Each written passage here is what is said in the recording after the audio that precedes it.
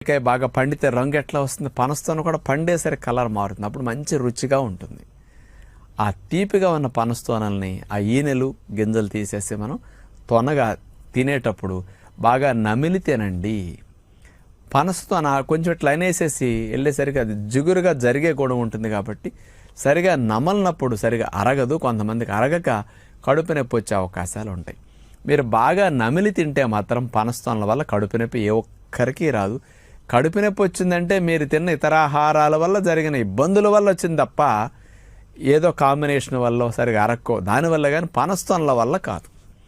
ఆ రోజు మీకు కడుపు నొప్పి వస్తే నేను పనస్తోనలు తిన్నాను కాబట్టి రోజంతా తిన్న వదిలేసి దీని మీద తోసేస్తారు. అందుకని చక్కగా పిల్లలకి పెట్టండి, అందరూ తినొచ్చు. ఇలా ఎన్ని తోనలు తినొచ్చు.